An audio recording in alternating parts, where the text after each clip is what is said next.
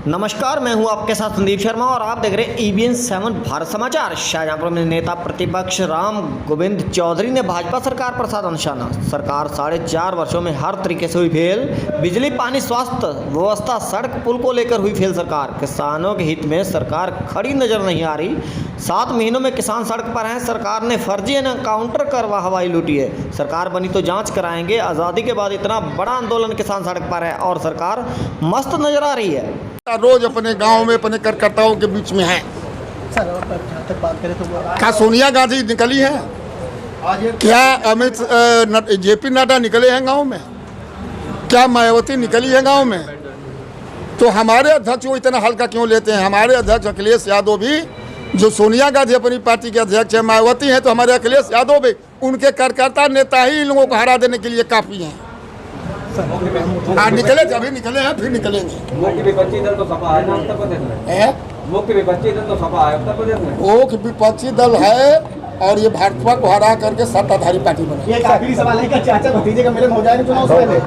अभी राष्ट्रीय अध्यक्ष जी से पूछिएगा। सर, अगर यहाँ की बात करें तो राम मोदी गवर्नमेंट का बहुत बड़ा कार्यकाल रहा, क्या उनके परिवार को इस बार मौका मिलेगा चुनाव में? अभी बात होगी राष्ट्रीय अध्यक्ष जी से।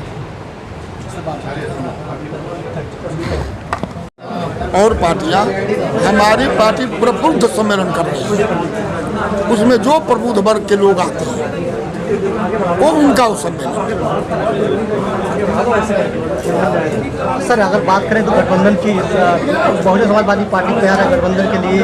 उन्होंने कह भी दिया कि दरवाजे खुले हुए हैं। क्या समाजवादी BSP ने कहा अकेले चुनाव लड़ेंगे 403 सीटों पर? क्या समाजवादी पार्टी किसी पार्टी के साथ गठबंधन करेगी या फिर अकेले चुनाव लड़ेगी? अब ये बात तो हमारे पार्टी राष्ट्रीय अध्यक्ष जी कह सकते हैं, लेकिन उन्होंने कई बार कहा है कि हम चुनाव अकेले लड़ेंगे। आवश्यकता पड़ेगी तो क्षेत्रीय छोटे छोटे जो दल हैं उनसे अगर आवश्यकता पड़ेगी तो हम गठबंधन कर सकते हैं, नहीं तो अकेले चुनाव लड़ेंगे। सर, दूसरा सवाल हमारा ये है कि जिस तरीके से समाजवादी पार्टी के जो नेता, बड़े नेता हैं, उनकी तो प्रॉपर्टियाँ गिराई जा रही हैं या फिर कब्जे में ली जा रही है, सरकार की इस मंशा के बारे में क्या कहेंगे? सरकार हर स्तर पर फेल हो चुकी है, चाहे किसानों के मामले में, छात्रों के मामले में, नौजवानों को नौकरी देने के मामले में, सड़क पुल बनाने, हॉस्पिटल बनाने के मामले में, शिक्षा देने के मामले में, फ्री दवाई, फ्री पढ़ाई, इस मामले में कुछ किया ही नहीं उसने। 4.5 वर्ष एकदम फेल हो चुकी है। यूपी की जो वर्तमान सरकार है पूरी बात सुन फेल हो चुकी है। इसलिए वो तरह तरह के हथकंडा अपनाना चाहते हैं, कभी राम मंदिर का, कभी गाय का, कभी हिंदू मुसलमान का, लेकिन अभी चलने वाला नहीं है। 5 वर्ष का अखिलेश यादव के 12 से 17 के बीच में विकास का काम, हर वर्ग हर धर्म के लिए काम, और इनका काम देख करके प्रदेश की हर वर्ग धर्म की जनता ने मन बना लिया है कि अगर हमको प्रदेश को देश में सर्वोच्च स्थान पर पहुंचाना है तो समाजवादी पार्टी की सरकार को लेना है, अखिलेश यादव को मुख्यमंत्री बनाना है। सर, आप कह रहे हैं कानून व्यवस्था की कोई चीज़ नहीं, वो कह रहे कि रामराज आ गया है। आप कह रहे कानून व्यवस्था के नाम की कोई चीज़ नहीं, लेकिन BJP कह रहे कि राम इतना कभी कानून व्यवस्था कभी हिंदुस्तान में खराबे नहीं हुई, उत्तर प्रदेश इतनी खराब है। दुनिया में हमारा अपमान हुआ है कानून व्यवस्था के मामले में। बेटी बहनों के अपहरण, लूट, बलात्कार के मामले में दुनिया में उत्तर प्रदेश 1 नंबर पहुंच गया। वर्तमान की यूपी सरकार जो अपराध को कम करने के लिए एनकाउंटर को प्रायोरिटी पर रख रही है, समाजवादी पार्टी की ओर से आपका क्या मत है? सही है एनकाउंटर या उस पर क्या प्रतिक्रिया है? बिल्कुल, मैंने विधानसभा में भी कह चुका हूँ कि 85-90% फर्जी इनकाउंटर हैं, मोस्ट ऑफ मुसलमान और बैकवर्ड। तो आपकी सरकार बनेगी, क्या ऐसे मामलों में जांचें होंगी? जांच कराएंगे, इसकी जांच कराएंगे या दोषी को दंडित कराएंगे। ये तो हमारे राष्ट्रीय अध्यक्ष जी भी कह चुके हैं, मैं भी विधानसभा में कह चुका हूँ। चुनाव की उल्टी गिनती शुरू हो चुकी है। किन मुद्दों को लेकर के आप जनता के बीच जाएंगे? अभी क्योंकि 5 साल आपने भी बहुमत के पूर्ण बहुमत, प्रचंड बहुमत गुजारे थे, तो क्या कुछ खास मुद्दे होंगे? 5 साल में जो हमने काम कर दिया, अगर भारतीय जनता पार्टी 50 वर्ष भी रहेगी तो उतना काम नहीं कर पाएगी जितना काम अखिलेश यादव जी के सरकार में 5 वर्ष में हुए। सभी मंडलों को 4 लेन से उन्होंने जोड़ा, कम से कम 50 पुल बड़े बड़े नदियों पर बनवाए, कम से कम 25 मेडिकल कॉलेज बनवाए, फ्री पढ़ाई, फ्री दवाई, किसानों की फ्री सिंचाई, फ्री हॉस्पिटल में सभी चीज़ की जांच, एक्सरे, अल्ट्रासाउंड, यहाँ तक कि हर मंडल में किडनी का जो ये होता है डायलिसिस फ्री।